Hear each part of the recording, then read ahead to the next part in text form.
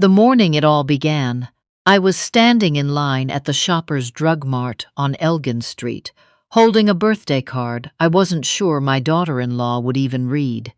It was February. Ottawa, in February, has a particular kind of cold that doesn't just chill you, it presses against you, like something that wants in. I'd taken the bus downtown because my car had been sitting in the driveway since November, and I kept telling myself I'd get the battery looked at. But the truth was, I hadn't felt much like driving anywhere since my husband passed. Clifford had been gone 14 months by then. 14 months, and I was still buying birthday cards for a woman who hadn't called me once since the funeral. Her name was Tanya. My son had married her 9 years earlier at a small ceremony in Gatineau Park, a ceremony I'd helped pay for, though that detail had long since been forgotten by everyone except me. She was pleasant enough when things were good, but things had not been good for some time. My son's name was Joel. He was 41 years old and worked in commercial real estate, which had made him comfortable in a way that Clifford and I never quite were. We'd been school teachers, both of us. We'd saved carefully, lived modestly, and when Clifford retired, we'd paid off the last of the mortgage on the house on Rosewood Crescent, a detached home in the glebe. 3 bedrooms, a backyard with a cedar deck Clifford had built himself, and a value that had tripled since we bought it in 1989. That house was the beginning and the end of everything that came next. I didn't know it then, of course.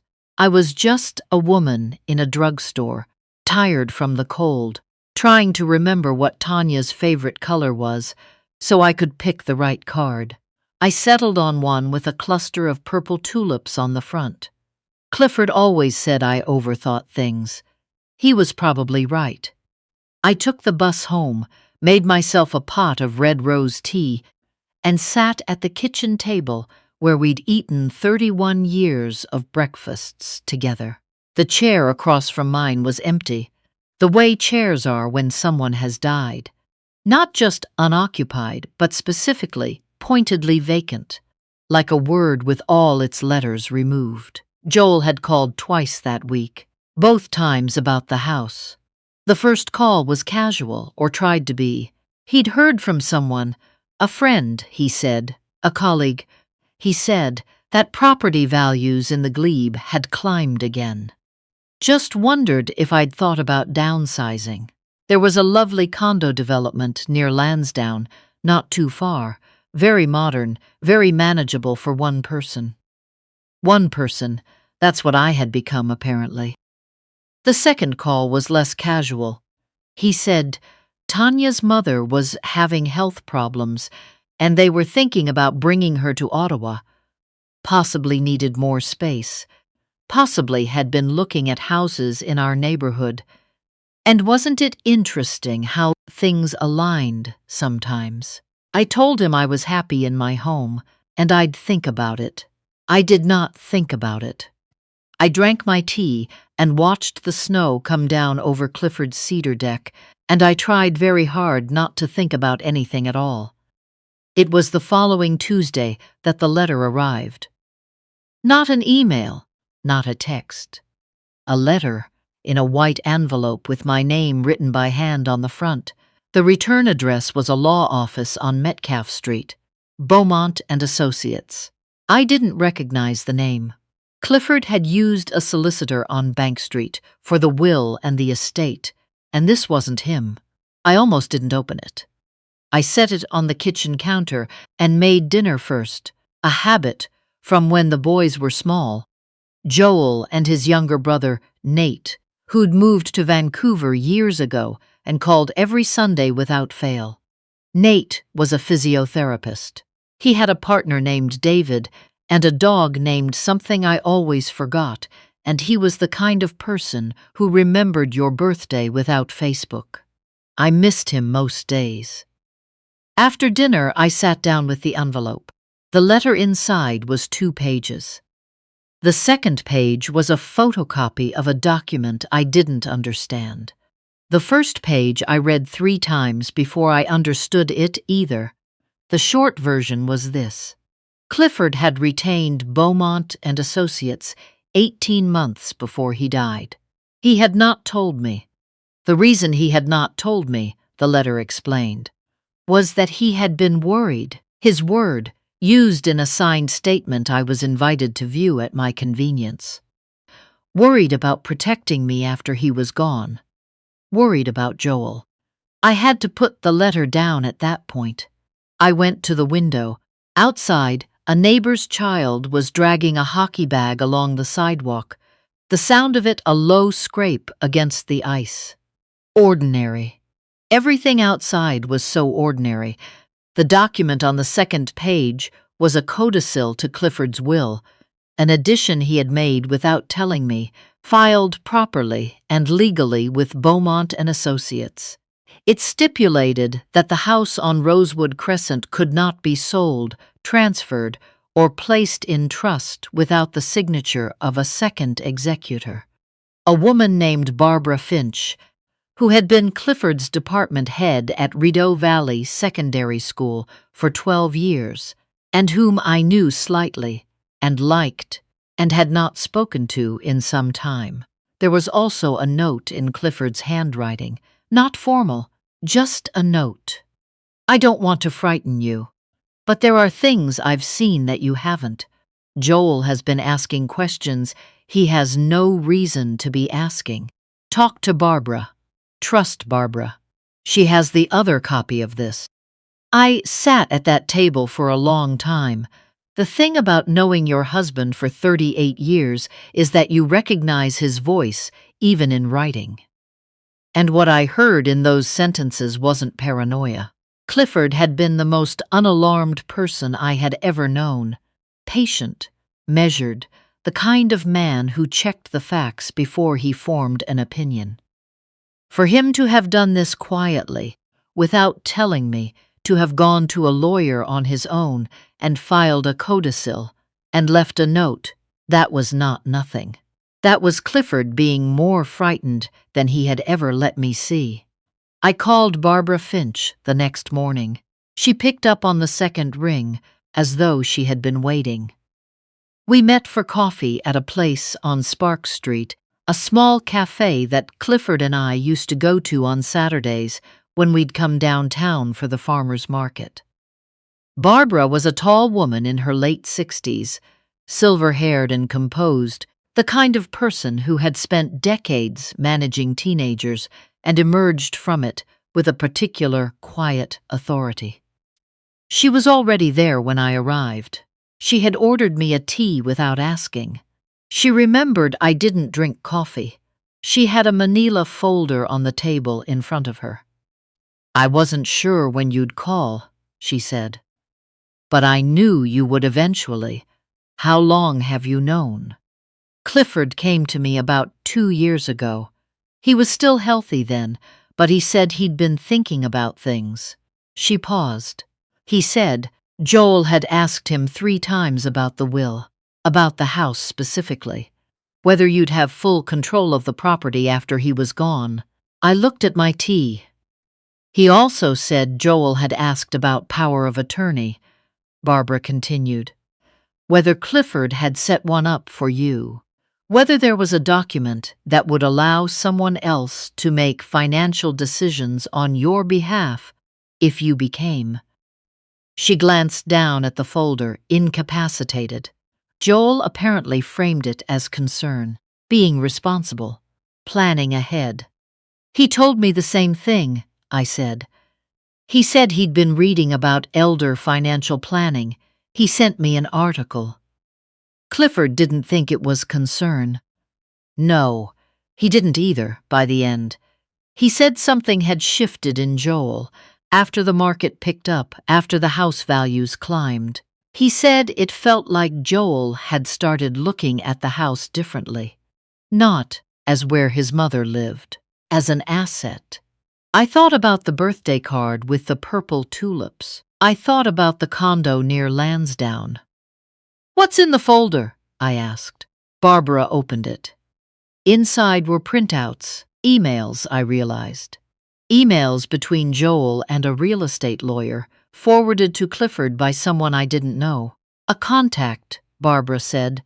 Someone in Joel's office building who had done some work with Clifford's school board years back and had recognized the name when a file crossed his desk. The emails were from the previous spring. Joel and this lawyer had been discussing a process, hypothetical.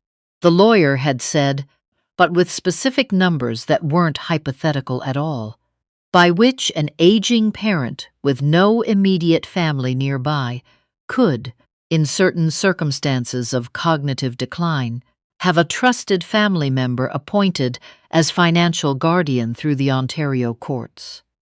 The process was legitimate. It existed for good reasons, but the emails discussed it in the way people discuss a procedure they are planning, not considering. My name appeared twice. So did the address on Rosewood Crescent. I don't know what I expected to feel reading those. Anger, maybe. Shock. What I felt instead was something quieter and worse, a kind of slow comprehension, the way you understand something you had always half known, but refused to look at directly. Joel had sat in my kitchen at Christmas. He had helped me carry in the groceries. He had fixed the hinge on the back gate, and all of it had been not entirely real. "What do?" I asked Barbara. "First," she said, "you do nothing that gives him an opening. No documents, no signatures, no agreements about anything related to the house or your finances. If he brings it up, you say you're still thinking about it." She tapped the folder. "Second, you call Beaumont and Associates and schedule a meeting. Clifford paid for 3 consultations. They're expecting you. And third?" She looked at me steadily. "You talk to Nate." I hadn't called Nate yet. I'd been protecting him, or protecting myself from having to say it out loud. But Barbara was right. I called him that evening. He answered on the first ring, as he always did, and when I told him I needed to talk about something serious, he said, "Mom, just tell me," in a voice so much like Clifford's that I had to close my eyes for a moment. I told him everything, the letter, the codicil, the emails. There was a long silence. "How long has this been going on?" he said. "I don't know when it started. Maybe longer than we think. Are you safe?" It struck me as an odd question about your brother. But I thought about it honestly. "I'm safe," I said. "He hasn't done anything. He's just planning." "Okay." I could hear him thinking. "I'm coming out." "Nate, you don't have to." "I'm coming, Mom." He arrived 4 days later on a WestJet flight from Vancouver, with a duffel bag and a look on his face I recognized from when he was 12 and the neighbor's kid had knocked me off my bicycle. He was angrier than I was. That was useful, it turned out. We met with the lawyer at Beaumont and Associates on a Thursday afternoon. Her name was Miss Beaumont herself, the founding partner, the one Clifford had originally consulted, and she was a small, precise woman who spoke slowly and made everything she said sound inevitable, which was either very reassuring or slightly terrifying. I found it both. She walked us through what Clifford had put in place. The codicil was airtight. Barbara Finch's co-signature requirement meant that any sale or transfer of the property required someone Joel had no influence over. There was also, Ms. Beaumont informed us, a second measure Clifford had taken that I hadn't known about. He had filed a report with the Ontario Securities Commission 18 months before he died. Not about real estate. About Joel. It turned out that Clifford had discovered, through a former student, of all people, who now worked in financial services, that Joel had been operating on the edge of something he shouldn't have been. Not crimes exactly, or not yet, but practices that regulators watched closely. Steering clients toward properties in which Joel held undisclosed interests. Referral arrangements that weren't disclosed. Small things, each of them, but patterns that a careful man could see were building toward something larger. Clifford had filed the report quietly and told no one. Not even me. He hadn't wanted to upset me while he was sick. He had trusted the process to work when it needed to.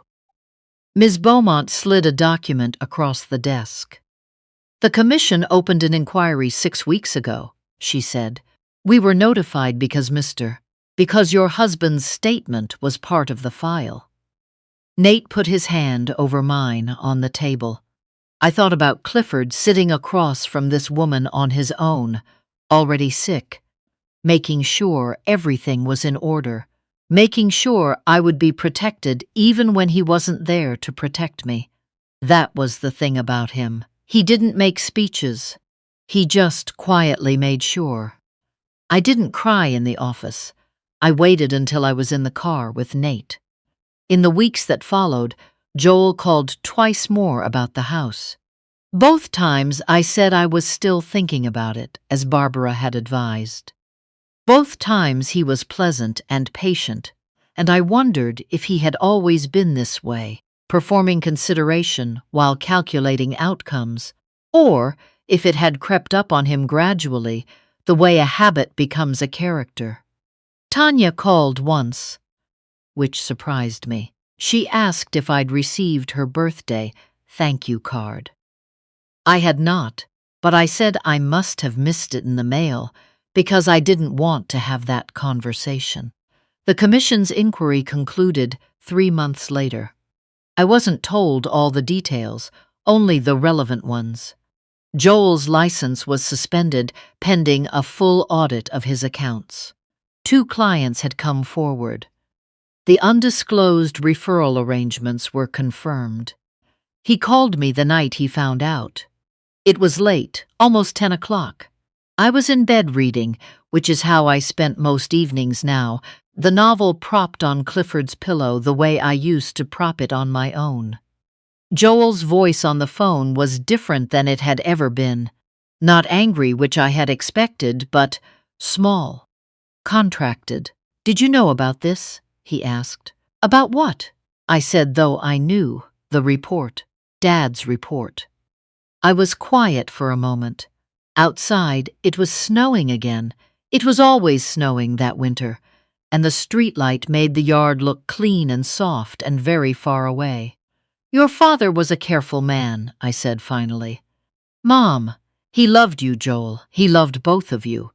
But he loved me too, and he was worried, and he did what he thought he had to do, just like I'm doing what I have to do now, which is what? Staying in my house, living my life, and calling your brother more often." He hung up. I set the phone on the nightstand and lay there for a long time, not quite asleep, not quite awake, listening to the snow. Nate came back for March break, and then again in May when the crabapple tree in the front yard bloomed the way it had every spring since before the boys were born. He took photographs of it. He said David wanted to see it. I said David was welcome anytime. I went to see Barbara Finch for lunch at her place in Centretown.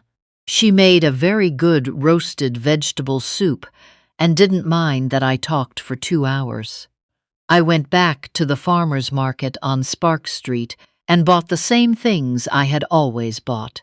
Fresh bread, maple syrup, the goat cheese from the farm east of Kemptville that Clifford had discovered one October and pronounced the best thing he'd eaten all year. The house was still on Rosewood Crescent. The cedar deck was still in the backyard, the wood going a bit gray now, in need of a stain. I bought the stain in June, but hadn't gotten around to it yet. Maybe in July, when it was warmer. I had an appointment with Ms. Beaumont in August just to review things, make sure everything was still in order. Nate was coming out, for the long weekend in August too, which meant I needed to make up the guest room and find out whether David was still eating dairy. I thought he wasn't, but I'd have to check. There were things I thought about at night in the quiet, about how close it had come, about how Clifford had seen it and I hadn't, and whether I should have seen it myself, about what it meant that a son could look at his mother's home and see a balance sheet. I didn't know the answers to those things, and I thought I probably never would, and I had decided that not knowing was something I could live with. What I couldn't have lived with was losing the house.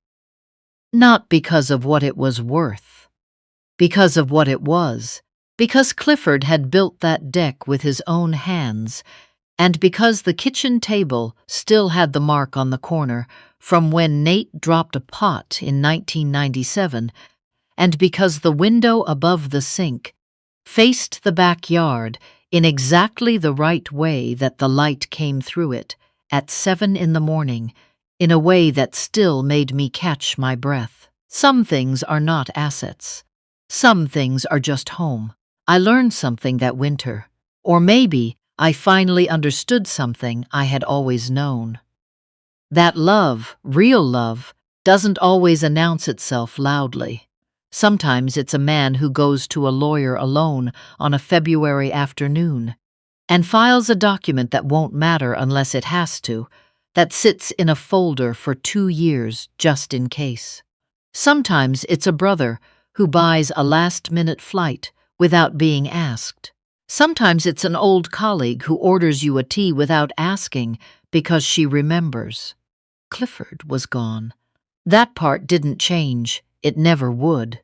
But he had made sure I wouldn't have to fight alone, and in the end, I hadn't.